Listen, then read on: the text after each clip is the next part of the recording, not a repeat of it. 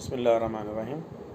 हज़रत इमाम जाफ़र सादिक़ अलैहिस्सलाम के दौर में भी वही सिचुएशन थी जो आज के दौर में पैदा हुई हुई है। मसलन उस दौर में बनु उमय्या एक ताग़ूत की सूरत में लोगों के सामने वाज़े थे।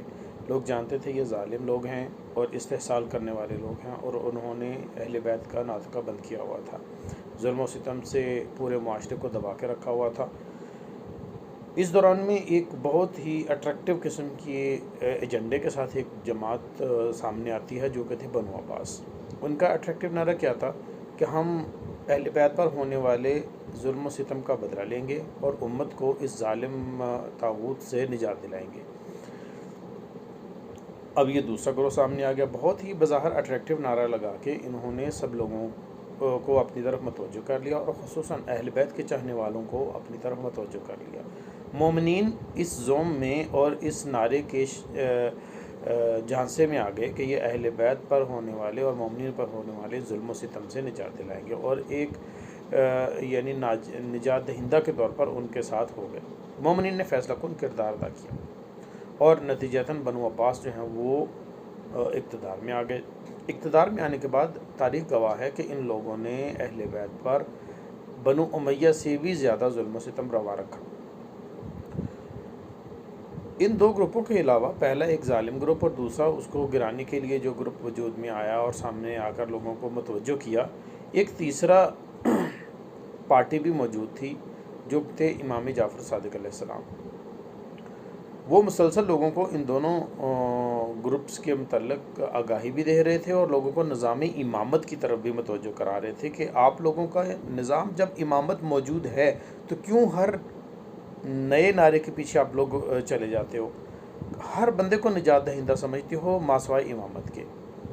अब बनु उमय्या को कभी बनु उमय्या के जुल्म सितम से निजात लेने के बाद आप बनु अब्बास के झांसे में आ जाते हो और उसकी तरफ चले जाते हो, इमामत की तरफ नहीं आते। आज के दौर में अगर देखा जाए तो उसी तरह कि जिस तरह इमाम सादिक़ अलैहिस्सलाम के दौर में हो रहा था, तकरीबन वैसा ही आज के दौर में सिनेरियो है कि एक सियासी पार्टी जिसको सब लोग करप्ट समझते हैं, जालिम समझते हैं और मुल्क दुश्मन समझते हैं, अवाम दुश्मन समझते हैं, उस पार्टी से तो निजात हासिल करने के बाद एक और नए नारे के साथ जो पार्टी वजूद में आ गई है उसकी तरफ सब लोग मतवज्जो हो गए हैं।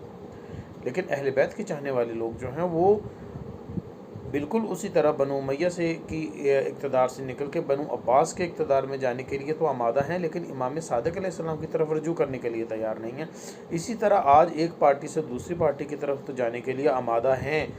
पता है कि ये करप्ट हैं, पता है कि ये नाअहल हैं, पता है कि ये हमारे निजात हमें नहीं दिलवा सकते, लेकिन इन दोनों पार्टियों को छोड़कर निज़ाम इमामत की तरफ रजू नहीं कर रहे। आज के दौर में निज़ाम इमामत के दाई सैयद जवाद नकवी हैं जो कि अपने अमल से और इल्म से ये साबित कर चुके हैं कि वो एक अहल इंसान है, लेकिन हम उनकी तरफ रजू करने की बजाय अपने निज़ाम इमामत की तरफ रजू करने की बजाय हम एक नए नारे की तरफ रजू कर जाते हैं और एक नए पार्टी की तरफ जिनका बारे में हर चीज़ वाज़ेह है कि ये लोग गुनाहगार हैं, ये लोग इबादत गुजार नहीं हैं, खौफ खुदा रखने वाले नहीं हैं, करप्ट हैं। और सबसे बड़ी जो खसलत इमाम ने मना फरमाया है कि जिसमें ये हो उसकी तरफ आपने बिल्कुल भी रुजू नहीं करना, और वो है हुब्बे इक़्तिदार।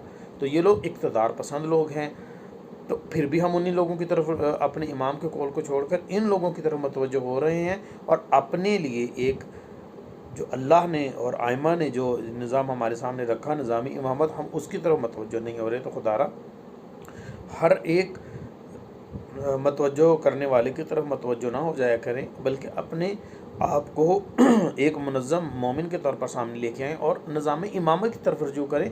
कब तक इनसे धोखा खाते रहेंगे, कब तक इन लोगों के फ्रेम में आते रहेंगे, कब तक इस मकर के जाल में फंसते रहेंगे। अब एक पार्टी को छोड़ा तो कहा ओहो ये तो लोग करप्ट थे, अब दूसरे लोगों की तरफ जाएंगे, हाँ हाँ ये सही है, और जब वो साबित हो जाएगा कि ये आदमी भी सही नहीं था, करप्ट था, फिर कहेंगे ओहो हम तो इनके दाम में आ गए। तो जब आपके सामने एक वाज़े रास्ता मौजूद है तो आप उसकी तरफ रजू क्यों नहीं करते जो खुदा ने और आइमा ने आपके सामने इमामत का मौजू रखा है, जिसमें आपकी मुआश का हल है, जिसमें तालीम का हल है, जिसमें आपके हर मसले का हल मौजूद है। उसको टेस्ट तो करो यार एक दफ़ा। आपने जमहूरियत को टेस्ट कर लिया, आपने एक सियासतदान को टेस्ट किया, फिर दूसरे को टेस्ट किया, फिर तीसरे को टेस्ट किया, आप हर एक को टेस्ट करने के लिए आमादा हैं मासवाए इमामत के। तो मैं आपसे मुल्तजी हूँ कि मतवज्जो हो जाएं आज भी, ताकि हम नजात दहिंदा उम्मतों में से बन जाएं और अपनी तवानाइयाँ जो इन सियासतदानों के इक़्तिदार के लिए सर्व कर रहे हैं, हम निज़ाम इमामत के दुनिया में अहिया के लिए सर्व करें और उस निज़ाम में अपनी ज़िंदगी गुजारें। ज़रूरी नहीं कि वो हुकूमत में आएगा ही तो ही वो निज़ाम इमामत है, अगर उसको हुकूमत ना मिले और हम आपस में उसको कायम करें तो भी वो निज़ाम इमामत ही है। खुदा इस पर मुतवज्जो हो जाए। वस्सलामु अलैकुम वरहमतुल्लाहि व बरकातहू।